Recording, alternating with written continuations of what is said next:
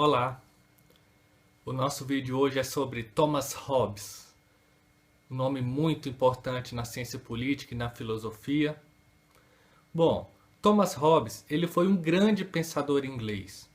Eu já falei aqui do surgimento da igreja anglicana na Inglaterra com o rei Henrique VIII. Então, o Thomas Hobbes ele era filho de um pastor anglicano.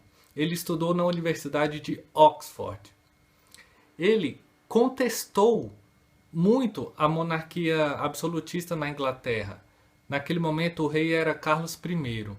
E ele resolveu, então, nesse contexto, exilar-se em Paris. E foi em Paris, então, que Thomas Hobbes escreveu muito, principalmente a sua obra-prima, O Leviatã. Quando o Leviatã foi publicado, o rei da Inglaterra já era Carlos II.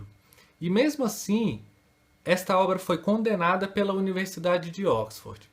Contudo, não há como negar, o Thomas Hobbes, hoje em dia, ele é um dos filósofos mais lidos e comentados de todo o mundo. Com toda certeza, o Thomas Hobbes ele foi um filósofo original e um dos autores mais estudados da história do pensamento político.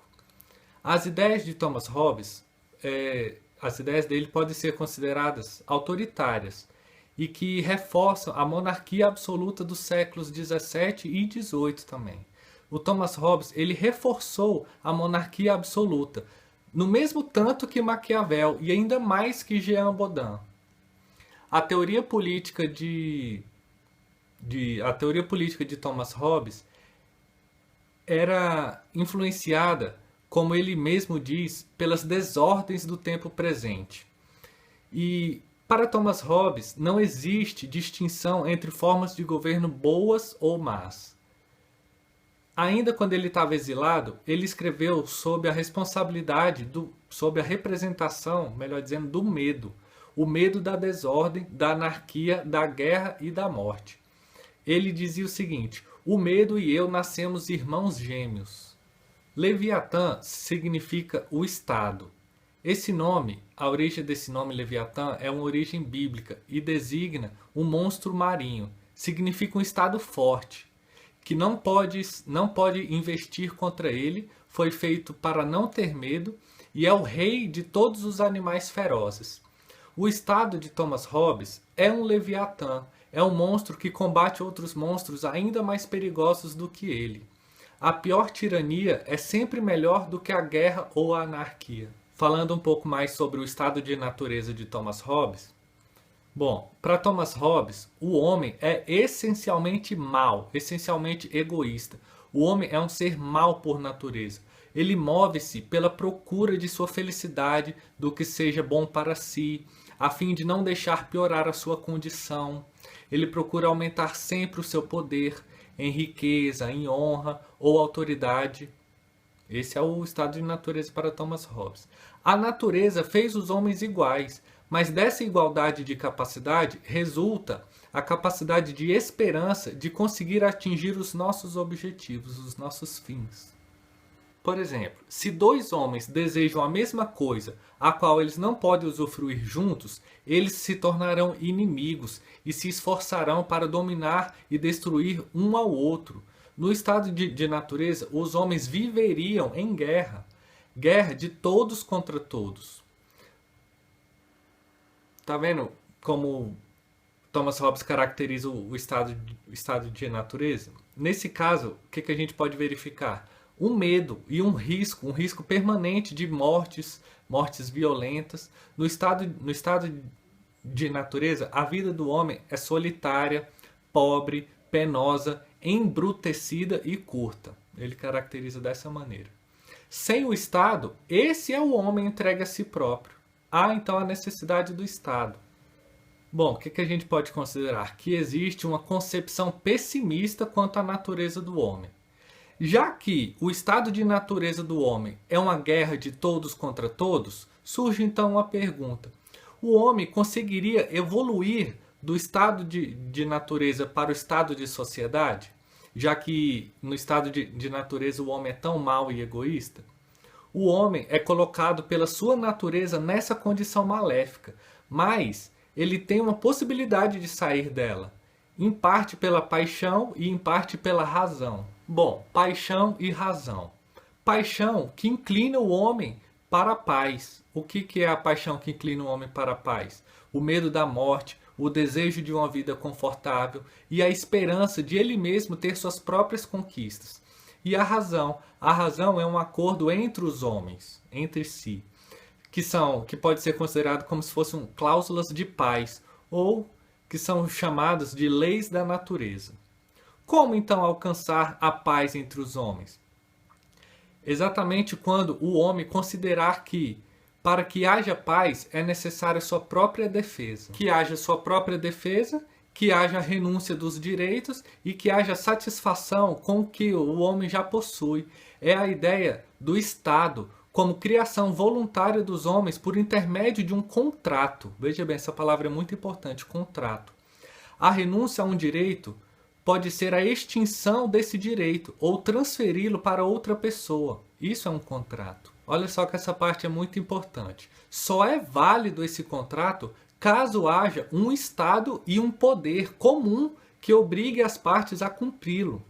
Nada de ser um contrato só entre palavras, não. Para sair do estado de natureza e encontrar a paz no estado de sociedade, é necessário que os homens renunciem, pelo menos em parte, os seus direitos, a sua liberdade.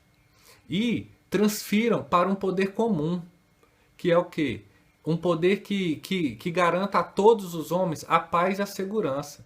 Isso é exatamente o que Rousseau vai chamar de um contrato social muitos anos depois. Ainda nessa perspectiva de como se passar do estado de natureza para o estado de sociedade, é necessário instituir um poder comum, conferindo todo o poder a um homem ou a uma assembleia de homens. É a vontade da maioria em uma só vontade. É um contrato de todos os homens com todos os homens. Veja bem, importante ressaltar. O contrato social de Thomas Hobbes não é um contrato entre o povo e o soberano. Não. É um contrato entre os cidadãos. O soberano, ele não é parte desse contrato. Ele é um terceiro beneficiário desse contrato, pois o soberano recebe o seu cargo e recebe o poder. O principal efeito do contrato de Thomas Hobbes é a criação do Estado. O Estado tem tanta autoridade e poder que, pelo medo, o Estado molda a vontade de todos para obter a paz e o apoio dos inimigos. Esse é o Estado criado mediante um contrato social. É o Estado soberano. Os seus membros são os súditos, mas o soberano é o representante do povo. Pode-se chamar de direito público do Estado moderno. E com ele surgem 4 princípios. O princípio da liberdade e da igualdade, onde todos os homens nascem livres e iguais. O princípio da soberania popular, é a ideia de que o poder pertence ao povo.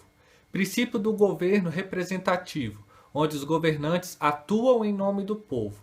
E o princípio da maioria, naquela ideia de que o Estado atua de acordo com a vontade da maioria. A liberdade de todos transfere-se em poder político para o soberano. Em Leviatã, o homem se protege perante os outros homens, mas é refém do poder do soberano. De todo modo, a anarquia e a própria essência do estado de natureza são muito piores que o pior que possa acontecer ao homem no estado de sociedade. É necessário, então, um poder absoluto. O soberano é o juiz da conduta do súdito, e ele é o juiz de si próprio. Mesmo apesar do poder absoluto do soberano, o homem tem o direito à vida, o direito à propriedade e à iniciativa privada. A defesa nacional e a segurança são tarefa do Estado, e a atividade econômica é tarefa do cidadão. O Estado hobbesiano tem o cunho autoritário, sim, é verdade, mas não um cunho totalitário. Quando o soberano fala, os homens obedecem. E quando ele se cala, os homens são livres. É óbvio que Thomas Hobbes não agradou a todos, pois ele negava o direito divino dos reis e não admitia a separação dos poderes. Porém, mesmo controverso, que Thomas Hobbes era muito controverso, mesmo controverso, ele foi reconhecido como um grande filósofo político.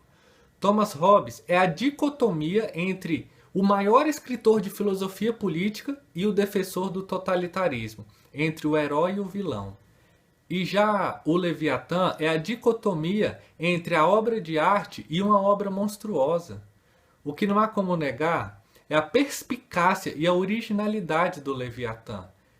De fato, é verdade que, caso não haja um Estado e um governo capazes de impor a paz e a segurança, o egoísmo do estado de natureza do homem pode gerar sim uma anarquia, assim como Thomas Hobbes falou. Um outro fato é que quando Thomas Hobbes diz que há nos homens aptidão para viver em sociedade, ele não nega a doutrina de Aristóteles. Bom, talvez o mal de Thomas Hobbes pode ter sido o de considerar apenas duas situações completamente extremas: a anarquia total ou o poder absoluto. Ele considerou apenas essas situações extremas, a anarquia total ou o poder absoluto.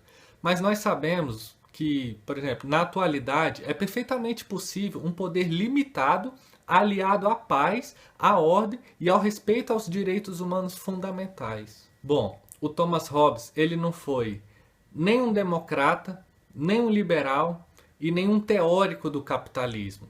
Ele foi sim um teórico do absolutismo monárquico do século XVII. Thomas Hobbes pode ser caracterizado, então, como o filósofo que trouxe os fundamentos contratuais do Estado absoluto. Ok? Para caracterizar o Thomas Hobbes e finalizar o nosso vídeo, é isso. Muito complexo, né? Muito firme nas ideias e contundentes, muito controverso, Thomas Hobbes. Bom, esse foi o nosso vídeo, mais uma vez breve, sucinto e introdutório a respeito de Thomas Hobbes, uma figura muito importante na ciência política e na filosofia. Agradeço vocês terem assistido esse vídeo. Peço que, por gentileza, se inscrevam no nosso canal caso não tenha se inscrito e que curtam esse vídeo caso tenham gostado e nos ajude a divulgar esses vídeos, né, introdutórios e básicos sobre a origem do pensamento político ocidental. Passa lá no nosso canal, tem muitos outros vídeos lá. Muito obrigado.